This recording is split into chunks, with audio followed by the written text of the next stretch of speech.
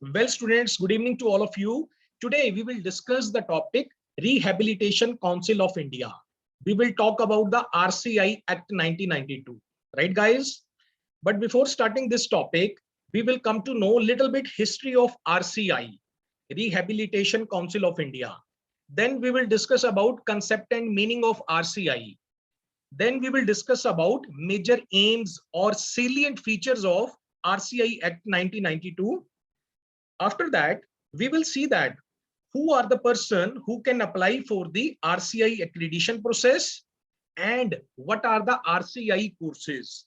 Rehabilitation Council of India, what kind of a courses they have launched for the benefit of the disadvantaged or disabled students.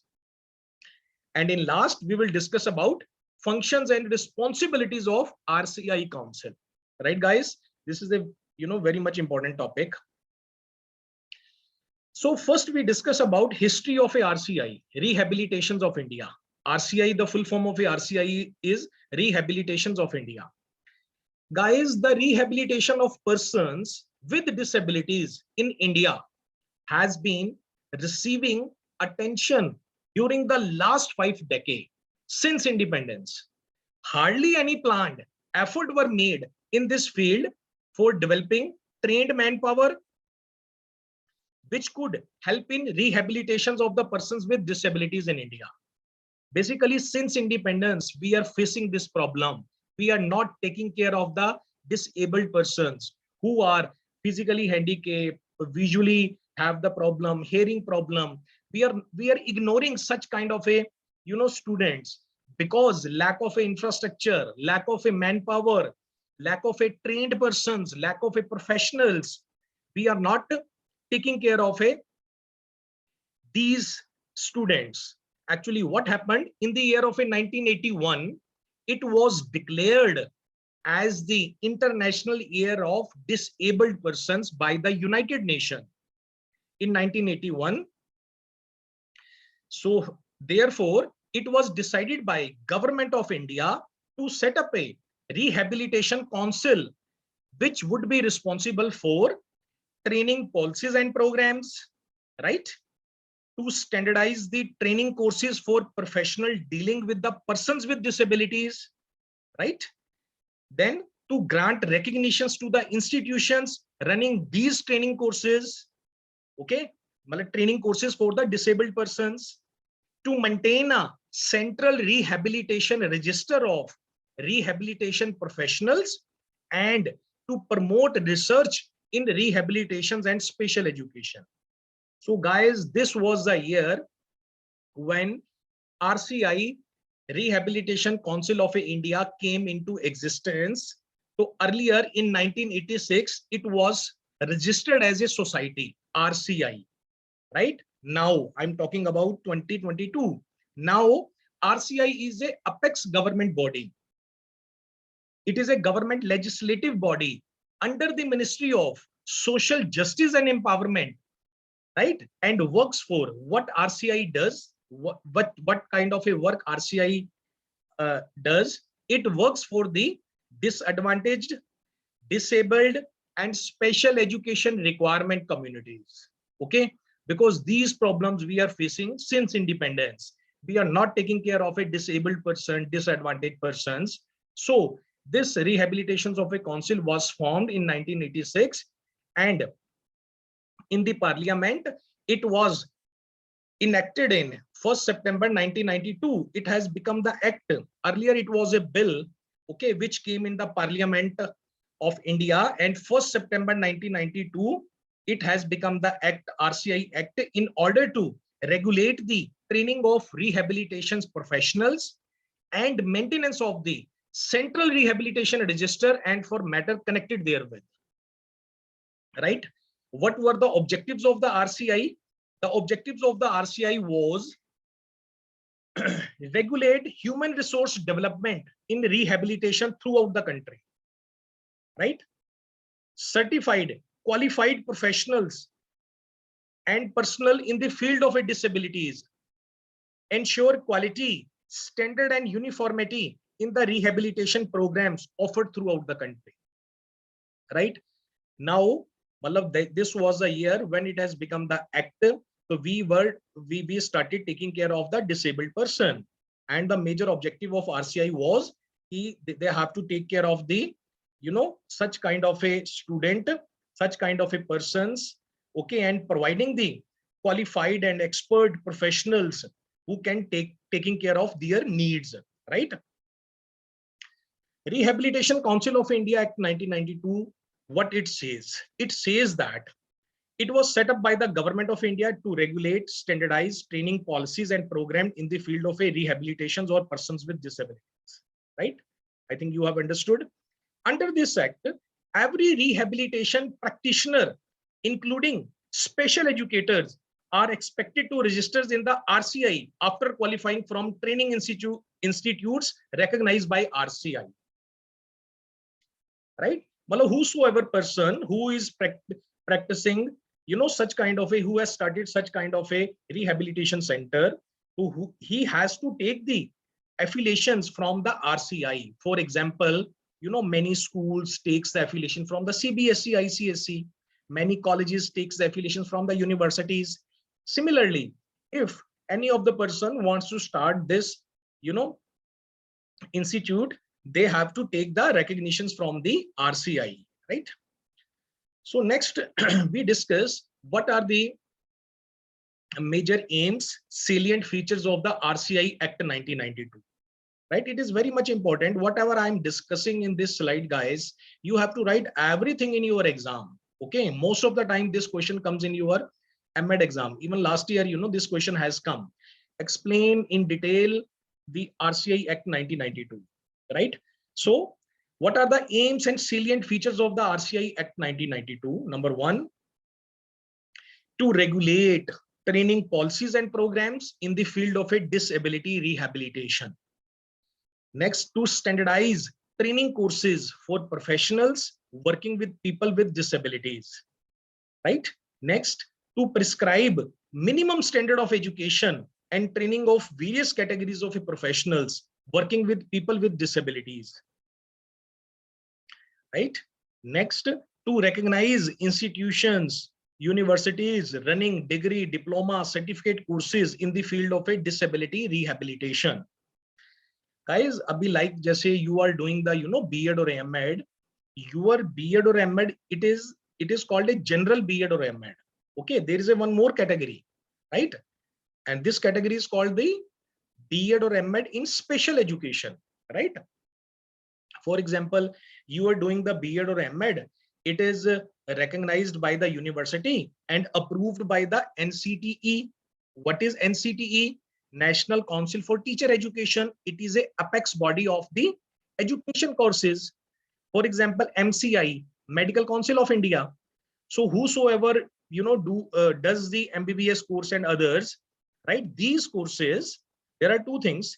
Number one, these courses, number one, it should be affiliated or recognized with the university. And second, these courses should be approved from the apex body, right? Like in the case of a medical courses, the apex body is MCI, Medical Council of India. Okay, and when you do the technical courses, the apex body is the ACITE, All India Council for technical education, right? So that particular course should be approved with the AICTE. So similarly, you are doing the B.Ed or M.Ed. Your B.Ed or M.Ed, it is affiliated with the university as well as it is approved with the apex body NCTE, right? Similarly, B.Ed or M.Ed comes in the special education, right? So that B.Ed or M.Ed that comes under the special education, that should be approved by the RCI, right? Rehabilitation Council of India, which is a apex body of these courses, right?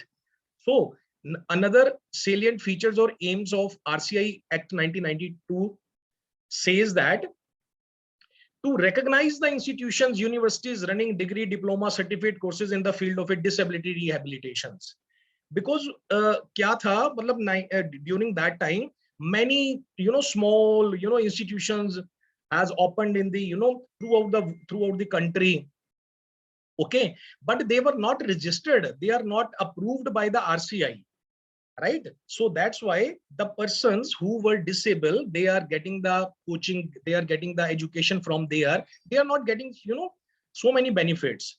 Now these all the institutions, degree, diplomas, that comes, that if they are approved with the RCI, so then disabled persons can get the benefit same the normal persons are getting, right? As well, to recognize foreign degree, diploma, certificate awarded by the universities institutions on a reciprocal basis, and to maintain a central rehabilitation register of institutions possessing the recognized rehabilitation qualification, right? Means RCI has to maintain a register where each and everything is, given. Every trained professional, okay, is, registered over there. For example, any disabled person wants to do the B.Ed, for example, right? So he can take, he can see from that register who is a trained person. He can take help of that person, right? Suppose he cannot write, okay, so it doesn't mean he cannot do the BA, BSc, BCom or B.Ed. If the person's, okay, if he is a, physically handicapped, if his hand is not working, so he would be given the, one trained persons who can write on behalf of that disabled persons, right? So these kind of a things are written in the central rehabilitation register, right, guys? Okay. Next, we discuss that who can apply for the RCI accreditation process. Accreditation process. Okay. What are the persons who can apply for that RCI accreditation process? Audiologist, speech therapist, clinical psychologist, rehabilitation counselors, administrators, rehabilitation psychologists, workshop managers, rehabilitation social workers. So these all things you have to write in your answer, right, guys? Rehabilitation practitioner in mental retardation, speech pathologist, special teachers for educating and training the handicapped, vocational counselor, employment officers and placement officers, multi-purpose rehabilitation therapists, technicians, community-based rehabilitation professionals, hearing and ear mold technicians, rehabilitation engineers and technicians. So such kind of a persons, they can apply for the RCI accreditation process. Okay. Up now, what are the Rehabilitation Councils of India courses? What are the courses that RCI is providing, right? So guys, RCI offers a wide range of training courses.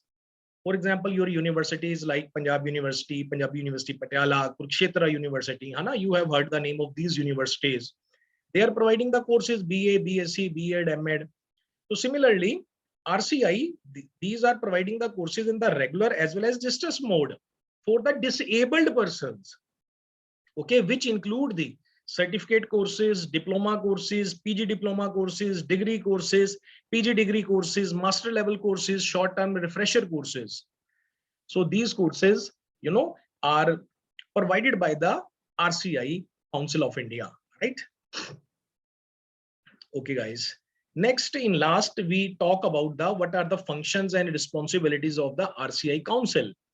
The first, recognitions of a qualifications granted by the university sector in India, even outside the India, for rehabilitation professionals, right? Rights of person possessing qualifications included in the scheduled to be enrolled, right? Minimum standard of education, withdrawal of a recognitions. He can, withdraw the recognitions if any of the person is not meeting their criteria. He can, withdraw the recognition.